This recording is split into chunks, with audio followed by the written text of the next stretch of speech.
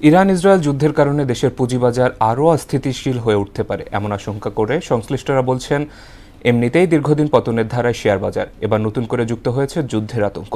একই কারণে দীর্ঘদিন স্থিতিশীল থাকা ডলারের দামেও উত্থান পতনের আশঙ্কা করছে বাংলাদেশ মানি চেঞ্জার্স অ্যাসোসিয়েশন।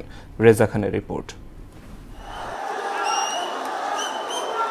৫ আগস্ট গণ অভ্যুত্থানের পর দেশের শেয়ার বাজারের মূল সূচক ছিল প্রায় ৫,২০০ পয়েন্ট। এরপর ধারাবাহিক পতনে প্রায় ৭০০ পয়েন্ট কমে তা নেমে এসেছে ৪,৬০০-তে।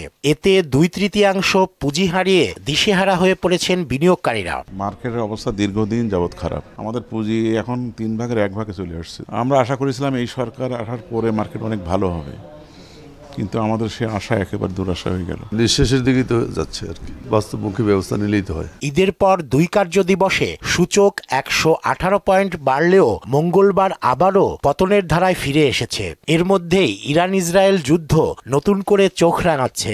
ইরান ইসরায়েল যুদ্ধ, এটা তো আসলে বুঝতেই পারতেছেন, মিডল ইস্ট তো মানে তেল নির্ভর দেশ, হ্যাঁ, আর আমাদের উৎপাদন তো বিদ্যুৎ থেকে শুরু করে অনেক কিছুই তেল নির্ভর। দেখা যায় যে মার্কেট বাড়লেই এমন কিছু শেয়ারের দাম বাড়ে যেগুলোর কারণে সাধারণ বিনিয়োগকারীরা একটু কনফিউজড হয়ে যায়। এদিকে প্রায় ৫ মাস স্থিতিশীল দেশের ডলার বাজার। আন্তঃব্যাংক লেনদেন ১২২ এবং গ্রাহক পর্যায়ে বিক্রি হচ্ছে ১২৩ টাকায়, আর মানি এক্সচেঞ্জ ১২৪ টাকা ৫০ পয়সায় কিনে বিক্রি করছে ১ টাকা লাভে, অর্থাৎ ১২৫ টাকা ৫০ পয়সায়।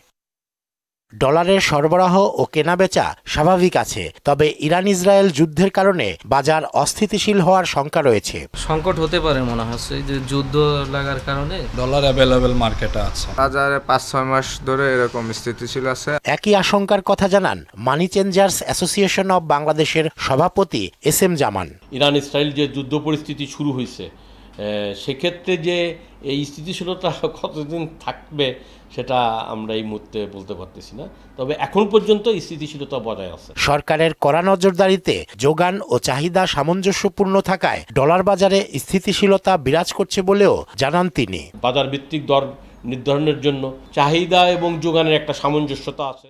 রেজা খান, মোহনা সংবাদ, ঢাকা।